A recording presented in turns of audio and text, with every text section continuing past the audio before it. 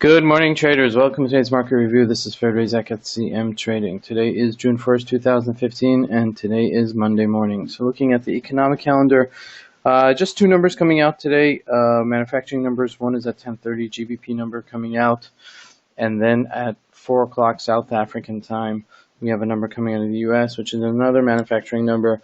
And that is going on the back of our non-farm payroll first week of the month, this Friday. So let's look at the markets and see how we ended off last week and how we can go this week. This is the EURUSD we're looking at, and it's a beautiful daily chart, okay? And it's nice that we drew all these lines, but more importantly is that the graph is actually committing to some of these thresholds. We hit just recently 108, and as a result we bounced right off of it. This was an easy money, just to make about 150 pips on this, just on this move. We rallied, and then we had this resistance. So we're at resistance almost right now. If this can really rally this week, let's see if it can. Well, on the back of this non-farm payroll, I would see resistance. Next resistance is at 111. If we falter, then we'll trade within this really tight range between 108, between 110, and I would say 108.23.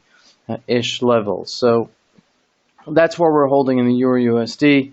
Right now, jumping into it big, maybe you could short a little bit, see if it does play just this range between 110 and 108.23 ish level, but not a big trade. Okay, I wouldn't get aggressively into this on the first day. GBPUSD, some action last week, really sold off very nicely, and we're hitting this threshold at 152, and you see that we're bouncing off of it. So we haven't really rallied right back. I would expect some sort of rally this week, but let's see if that happens.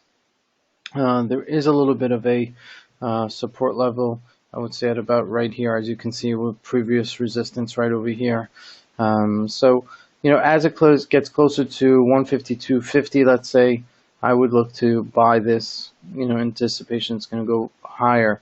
However, if it does falter too quickly, then I would get a little bit more concerned and maybe close it out. It might shake you out right below 152, okay, which happens many times, of course, with trading the currencies or trading anything. For example, these lines are not written in stone, so you have to take very precautiously when you're trading this on the downside and picking things that are retracing. Looking at the Dow Jones, we sold off quite heavily last week, about 300 points almost. And we've mentioned this before. We've hit a certain plateau here with the Dow Jones. We didn't really make a higher high here, and now we look like we're going to be breaking it down. We could go down to 17,500. That's not even a question. And I would anticipate we're going to float here in the next couple of weeks as we're in the summer months. And you'll see maybe we'll go down 30 points one day, 50 points another day, but we'll trickling down, and it's not going to be heavy volume. So I'm not going to look really into it in the next couple of months, into the Dow Jones very heavily. As things are going to start quieting off, you'll see.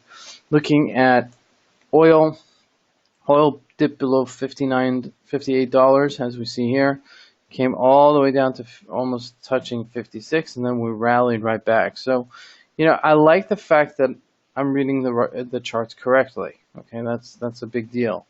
I'm putting the thresholds at the right spots, and you can see that these are valid moves. The question is how often we're going to just bounce between these two levels.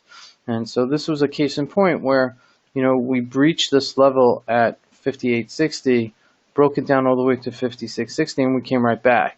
Some people would have anticipated maybe we would continue breaking it down further, but as you can see, we rallied right back. And you should have, if you were short this, you should have at least put a stop loss towards your profit, okay, somewhere in the middle. You don't give back all your profits. It's very important. It's a shame to let a winner become a loser. That's probably the worst thing you can do in trading. So even if you were right and you were up, nicely in this trade, always remember that it could turn against you, and this is a case in point. So this is what I'm concerned about if it happens to the euro or to the GBPUSD. So just keep an eye on it. Looking at this is a nice graph of the USD ZAR. USD ZAR, of course, has been trading in this range between 1290 and, as you can see, 1176, which might be a good play. Okay, it might be a good place to short it around this area in anticipation it's going to go down a little bit. But it's not a big deal, but it is it is something to keep on the radar for a trade. This is Fred Razak at CM Trading. I wish you guys a great trading day. Thank you.